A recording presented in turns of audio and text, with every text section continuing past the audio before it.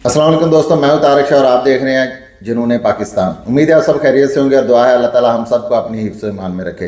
दोस्तों, जुलाई अगस्त और हमारे देसी महीने सावन और भादों ये बरसात के महीने होते हैं और यहाँ पे अक्सर बारिशें होती हैं और इस बारिशों में गर्मी भी है, हबस भी है और अक्सर सांप, बिच्छू और दीगर जानवर जो हैं नुकसानदेह जानवर वो बिलों से निकल आते हैं और नुकसान देते हैं। तो ख़ासकर अपने बच्चों का ख़ास ख्याल रखें, बारिश में सेफ़ जगह पे उनको खेलने दें और अपने घर के तमाम जो घर के आसपास सुराख है उनको बंद कर लें। बरसाती जानवरों से याद आया, आजकल सियासी बारिश भी हो रही है जिसको हम इलेक्शन के तौर पे ले सकते हैं और सियासी मेंढक जो है, बरसाती मेंढक, वो एक बिल से निकल के दूसरी में और एक जगह से फुदक कर दूसरी जगह पे। याद आया, कल एक परवेज़ खटक साहब की जमात बनी थी नई, आधा तो कल आपको बता दिया था और बाकी हवाल आज बताते हैं।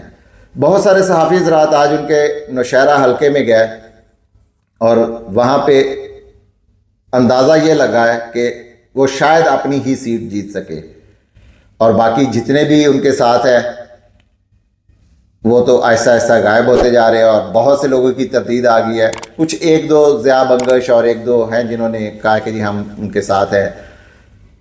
इनका भी आगे जाके हम इनके हल्के से जाके चेक करेंगे कि इनकी कितनी औकात है। दोस्तों, अभी पिछले ही साल कीड़ों से बात चल रही है तो इसी पे चलते हैं। पिछले साल एक 14 जमाती टिड्डी दल ने हमारी पकी पकाई फसल को इतना नुकसान पहुंचाया कि उस नुकसान को पूरा करने के लिए आज महकमा ज़राअत भी इंतहाई मेहनत से काम कर रहा है, लेकिन फसल वापस नहीं आ रही। तो महकमा ज़राअत पे आते हैं। महकमा ज़राअत ने अभी हाल ही में एक बड़ी शानदार क्यारियाँ तैयार करके एक फसल तैयार करने की कोशिश की और उसमें इस्तेकाम मार का बीज डाला। पता लगा कि वो भी गला और सड़ा हुआ था और उसमें से कुछ भी नहीं निकल रहा और यूं हमारी फसल अभी तक तबाही है। थोड़ा सा आगे चलते हैं। मैंने आपसे पहले भी जिक्र किया था कि असम्बली की मुद्दत 2023 के अगस्त 12 या 13 को पूरी होती है। अगर एक दिन आगे ले जाए तो 14 भी कर सकते हैं। तो मैंने आपसे जिक्र किया था कि ये इनकी बदनीयती होगी।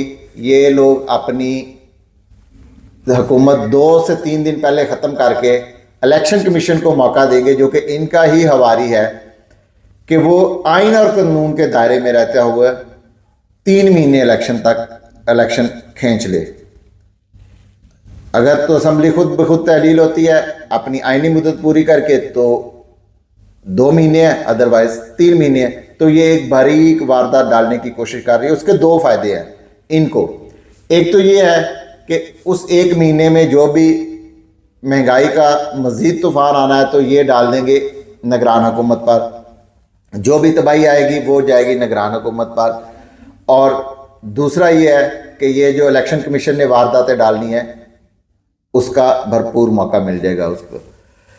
और तीसरी बात हम इसमें ये करेंगे कि जो हमारे केसेस चल रहे हैं खान साहब के, उसके लिए 1 महीना इनको मज़ीद मिल सकता है। बदनीति से ही हम आगे चलते हैं तो हमारे एक लोअर कोर्ट के जज साहब हैं हुमायूं दिलावर साहब। एक्चुअली तो वो एक सियासी जमात के रुकन हैं। पहले उनकी सियासी वाबस्तगी मौलाना फजल रहमान की तरफ थी और अब उनका झुकाव नून लीग की तरफ से, क्योंकि नून लीग काम लेने के बाद, रिटायरमेंट के बाद बहुत ज़्यादा फ़ायदे देती है। अच्छा, उनकी बात कर लेते हैं। आज उनकी कोर्ट में तोशाखाना का केस लगा हुआ था इमरान खान साहब का। तो हमारे वकील जो है, जो पीटीआई के वकील हैं, उन्होंने तो ऑलरेडी उन पर पहले अदम एतमाद किया हुआ था, बल्कि उनके ख़िलाफ़ लाहौर हाई कोर्ट में भी दरख्वास्त दी हुई थी। लेकिन वो बज़िद थे कि वहाँ से ऑर्डर आएगा तो मैं अपना केस छोड़ूंगा, अदरवाइज मैं केस नहीं छोड़ूंगा, मैं ये केस लड़ूंगा। आज जो हमारे वकला है उन्होंने उनकी सारी जो फेसबुक और ट्विटर की पोस्टें थी उनके सामने रख दी, तो उस पर तो वो लाल पीले हो गए कि ये आप क्यों कर रहे हैं, ये तो ज्यादती है, ये गलत है, ये ऐसा क्यों कर रहे हैं, गुस्से से। और फिर उन्होंने एडमिट किया कि ये अकाउंट्स मेरे ही हैं। अच्छा, एक 8 से 9 साल के बच्चे से मैं सवाल करता हूँ, आपका कोई भी बच्चा होगा, उनसे आप सवाल का जवाब लेके मुझे कमेंट्स में बता दीजिएगा कि आपका अकाउंट है, आप उसको चलाते हैं और उस पर मैं पोस्ट कर सकता हूँ। अगर मैंने कभी आपका फ़ोन लेके एक पोस्ट कर भी दी तो क्या आपको पता नहीं लगेगा? आप उसको डिलीट नहीं करेंगे? और 4 साल वो ये चीज़ें करते रहे, और ये बदनीति है। लेकिन हमारे जज साहब ऐसे हैं कि उनको शर्म भी नहीं आती कि वो अपने इस केस से अलहदा हो जाए, और फिर कहते हैं कि अदलिया की इज़्ज़त की जाए, जजों की इज़्ज़त की जाए, और इज़्ज़त के लिए बहुत कुछ करना पड़ता है जो कि नहीं करते। थोड़ा सा और चलते हैं आगे। सुप्रीम कोर्ट में, क्योंकि अदालतों की बात हो रही है तो सुप्रीम कोर्ट को कंटिन्यू करते हैं। सुप्रीम कोर्ट में आज ईद के बाद तकरीबन 18 से 20 दिन बाद फौजी अदालतों के केस के बारे में जो हियरिंग हुई उसका थोड़ा सा अहवाल बताते हैं। आज 18 जुलाई को केस फिक्स था पहले से ही, तो रूटीन के मुताबिक जो हमारे 6 जजेज़ हैं वो आए और बैठे, तो केस की हियरिंग स्टार्ट हुई। तो सबसे पहले हमारे जो अरफान कादर साहब है, जो कि नून लीग के इसमें वकील हैं, उन्होंने आज अपना पूरा भरपूर गुस्सा निकाला। वो चीज़ें डिस्कस करने वाली कुछ नहीं भी हैं, लेकिन हम चलते हैं सीधा अटॉर्नी जनरल साहब पे। अटॉर्नी जनरल साहब को पता था कि उनके पास फौजी अदालतों के हक में कोई दलाइल नहीं है, और हमारे जितने भी जजेस हैं वो इस चीज़ पे कन्विंस थे कि उनके पास बोलने को कुछ भी नहीं है। जो हमारे सारे सहाफ़ी हज़रात बैठे थे या जो भी वकला बैठे थे वो इस चीज़ पे कन्विंस थे कि इनके पास बात करने को आज कुछ नहीं है। लेकिन उन्होंने एक पॉइंट पकड़ा हुआ था, वो उसी पे बिज़िद थे कि जी फुल कोर्ट बना दें। तो हमारी जस्टिस आयशा ए मलिक साहिबा ने उनसे सबसे पहले पूछा कि जब ये केस स्टार्ट हुआ था तो तब तो आपने कोई इतराज़ नहीं किया, आपने एक जज पे इतराज़ किया तो वो जज उठ के, मंसूर अली शाह साहब उठ के चले गए। 2 जजेस खुद अलहदा हो गए, 9 का बेंच था, अभी 6 ये सुन रहे हैं। आधा केस हो गया, एक तरफ के पूरे दलाल ख़त्म हो गए, और आप कह रहे हैं कि फुल कोर्ट बना दें। और फुल कोर्ट क्यों बना दें? चीफ जस्टिस साहब ने एंट्री मारी तो चीफ जस्टिस साहब ने कहा कि छुट्टियां चल रही हैं और जजेस इस वक्त अवेलेबल नहीं है, और यही कोर्ट इस वक्त, यही बेंच इसको सुनेगा। तो उन्होंने उनकी अपील रिजेक्ट कर दी और कल पे इस केस को डाल दिया। अच्छा, जहां पे आबद ज़ुबैरी साहब, उन्होंने एक बड़ा अहम पॉइंट जो रेज किया था, उन्होंने कहा कि ये फौजी अदालतें अगर बन सकती हैं तो आइन में तब्दीली करने के बाद बनेगी, आइन तब्दील किए बगैर फौजी अदालतें नहीं बन सकती। और क्योंकि पहले भी जब एक बार अदालतें बनी थी तो 2 साल के लिए आइन में तब्दीली की गई थी, और उसके बाद फिर उनको 2 साल की एक्सटेंशन दी गई, और 2021 में ये अदालतें लीगली तौर पर ख़त्म हो गई थी। तो इसमें कोई केस नहीं चल सकता। वैसे तो कुछ भी हो सकता है, ना तो हमारा आइन बचा है, ना ही हमारा कानून बचा है, और ना ही हमारी अखलाकियात बची है। कुछ भी कर सकती है, कुछ भी हो सकता है। देखें कल की जो हेयरिंग होगी उसके बारे में हम आपको आगे बताएंगे। इमरान खान साहब आज फिर लाहौर हाई कोर्ट में पेश हुए, तो वहाँ उन्होंने थोड़ी सी सहाफ़ियों से बात की। उसमें एक सहाफ़ी ने पूछा कि आपको 2 से 3 मौके मिले, आपने इलेक्शन ज़ाया कर दिया।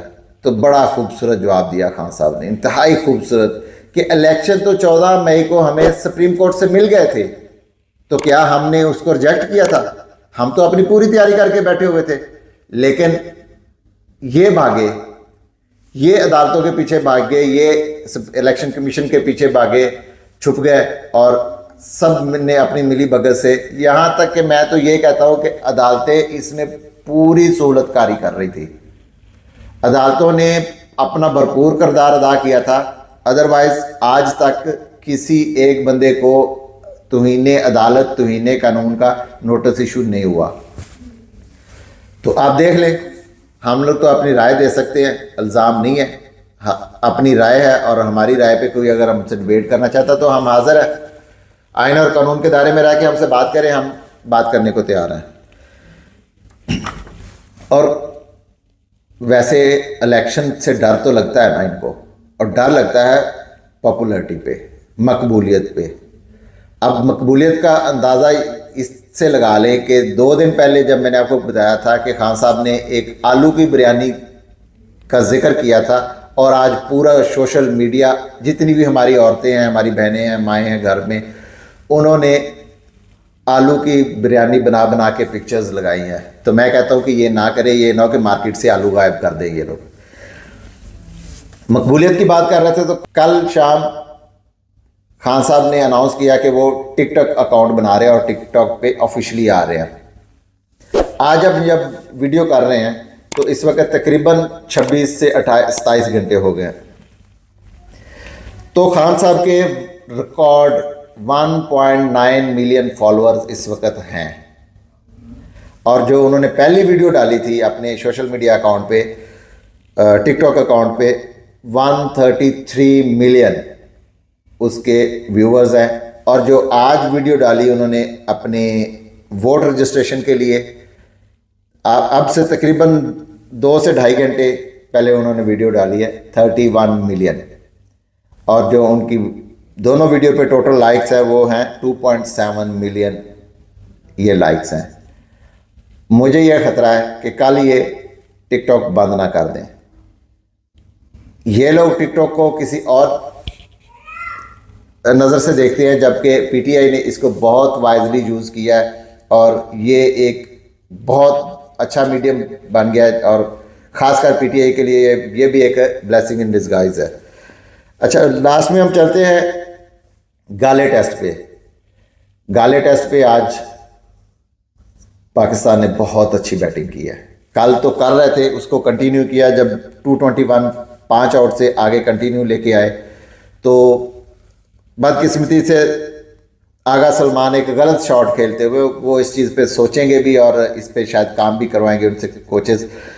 वो 83 पे आउट हो गया। उसके बाद साउथ स्टील का दिन था आज। पहले पाकिस्तानी बैट्समैन हैं जो